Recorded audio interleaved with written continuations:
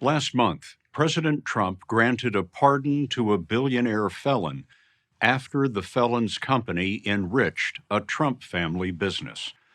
The pardon went to Changping Zhao, a Chinese-born businessman who was accused by the Justice Department of causing, quote, significant harm to U.S. national security. The president says he does not know Zhao. Our reporting shows that Zhao's company supported a Trump family firm at critical moments leading up to the president's pardon. Changping Zhao is founder of Binance, the world's largest exchange for cryptocurrency, or digital money on the internet. In 2023, Zhao and his company pled guilty to failing to prevent money laundering on Binance. Binance paid a $4 billion fine. Zhao served a 4-month sentence. He's one of the richest men in the world, and he was essentially allowing his company to be used as a platform to finance criminal activity, to send money to terrorist organizations, Al-Qaeda, Hamas, ISIS, and he was prosecuted criminally for that.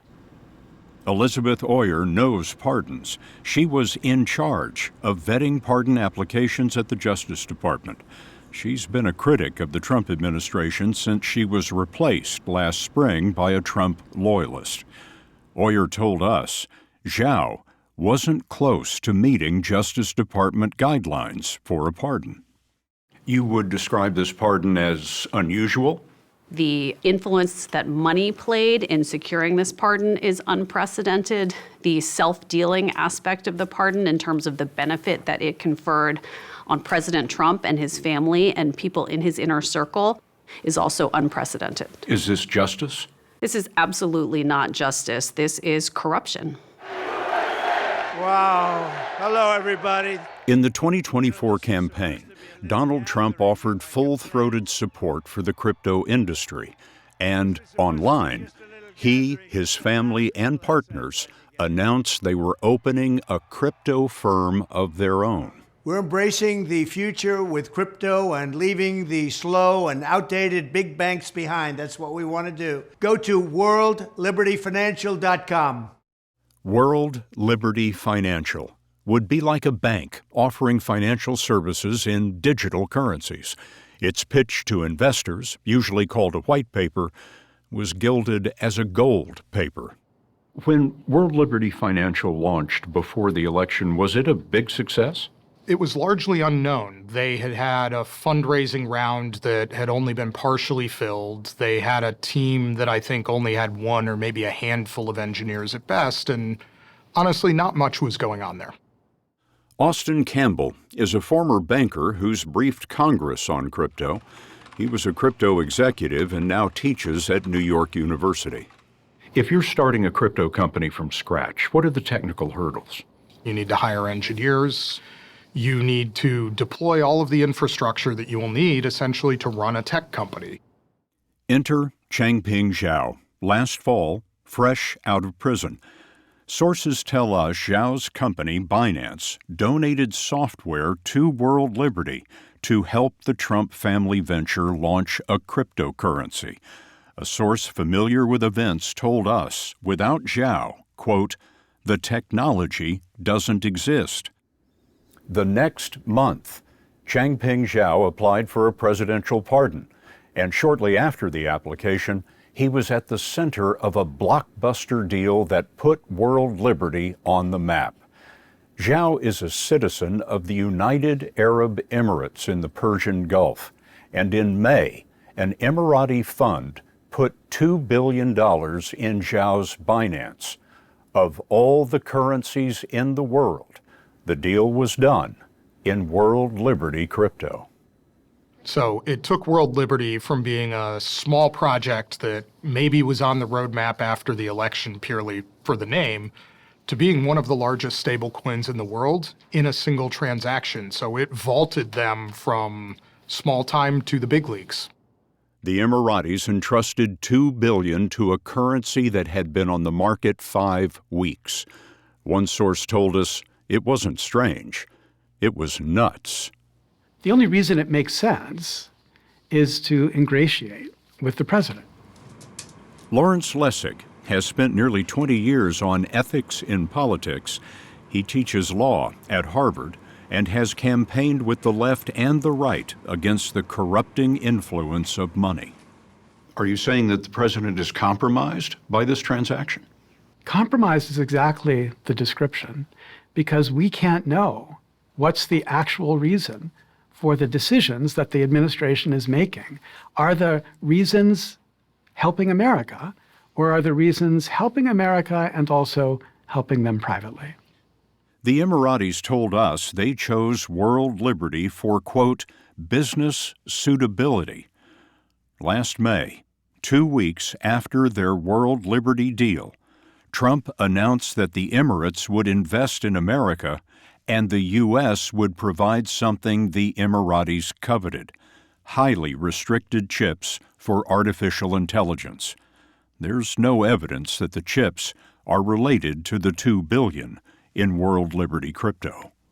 There's no clear evidence of quid pro quo, but there wouldn't be. Nobody is so stupid as to conduct themselves with that explicit structure. Instead, it's the culture of giving and exchanging in a much more informal way that we clearly know is happening right now. What does it mean to U.S. foreign policy? If you're a reasonable, rational foreign government, and you're asking, how do we get the Americans to do what we want to have them do? Before this administration, what you would have to do is to make a good argument. Now, you have another option. There's also the $2 billion that I've channeled into your private bank-like entity. And I'm not saying that I'm bribing you. I'm not saying that you owe me anything because of that. I just want you to know that that's what I've done. Look, any ordinary American would understand why that's a corrupting relationship. Anybody would get it. There's another important point about the Emirati deal. Zhao's Binance left the $2 billion deposited in World Liberty Financial. That money could be earning interest for the Trumps and their partners of $80 million a year. Also, $2 billion represents most of World Liberty's deposits. One source told us Zhao, quote, now controls whether World Liberty dies or lives. He has a sword over their head. Last month, October 21st, President Trump signed the full and unconditional pardon for Changping Zhao. The pardon was not announced, but 2 days later, when it leaked, Trump didn't seem to know Zhao's name. Are you talking about the crypto person? Yes. A lot of people say that he wasn't guilty of anything. He served 4 months in jail, and they say that he was not guilty of anything. That what he did, well, you don't know much about crypto. You know nothing about nothing. You fake news. But let me just tell you that he was somebody that, as I was told, I don't know him. I don't believe I've ever met him. But I've been told a lot of support. He had a lot of support. And they said that what he did is not even a crime. It wasn't a crime. That he was persecuted by the Biden administration.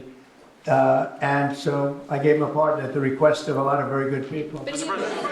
Last May, he was asked about the Emirates' $2 billion World Liberty deal.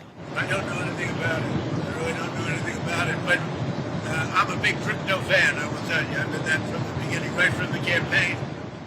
The White House told us, quote, neither the president nor his family has engaged in conflicts of interest. Eric Trump, co-founder of World Liberty, has said, my father has nothing to do with our company. The president's businesses are in a trust that is operated by his family. Right. Isn't that enough to shield him from charges of self-dealing? Not at all. The president doesn't have to be involved day to day in order to know that he's benefiting financially.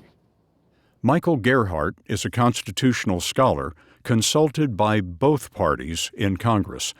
He teaches at the University of North Carolina. All those things benefit Trump and Trump family.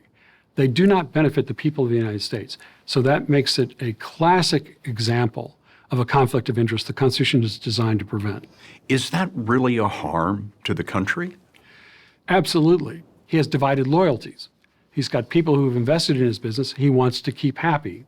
But there's also the additional problem that the president is using his office and the resources of his office, in other words, our money, federal tax dollars, to help promote that business. Neither World Liberty nor Binance agreed to an interview. In an email, an attorney for Zhao and Binance says that neither provided technical support, personnel, or any other resources.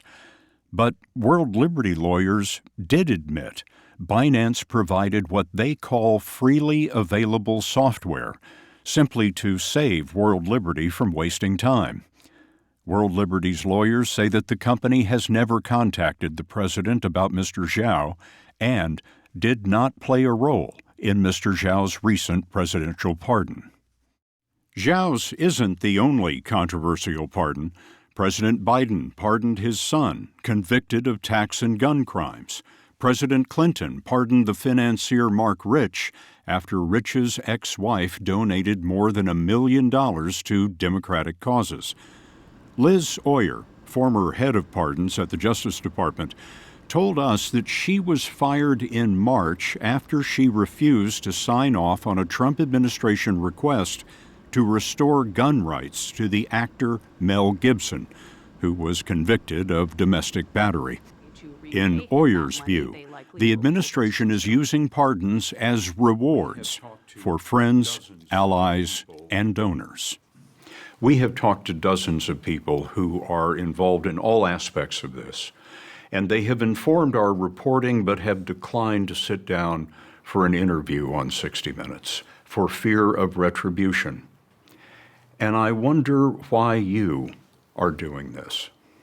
I am very worried, Scott, about the future of our country. This president appears to be selling off pieces of our democracy, and the presidential pardon power is a solemn instrument of the presidency that the founders of our country entrusted to the president with the idea that he would use it for the public good. Harvard law professor Lawrence Lessig says unlimited money in political campaigns, and now the Trump administration, have taken the country where it's never been. Look, there's always been money in politics, but there's never been money at the level that you have it today. And now, in addition to that kind of institutional corruption, there is a legitimate fear that there's a private form of corruption going on inside of the executive branch because of the mixture of private financial interests and public policy. This is the most extreme it's ever been. And America is in jeopardy because of that, because we already have a public that has lost faith in our government. Because all of us, whether Republican or Democrat or independent, look at this system and say, this is a corrupt system. Changping Zhao didn't respond to our request for an interview. In a brief appearance on Fox News, he said, quote, "I do not have a business relationship with any of the sons of President Trump." Zhao's Binance still has about $2 billion in the Trump family's World Liberty Financial.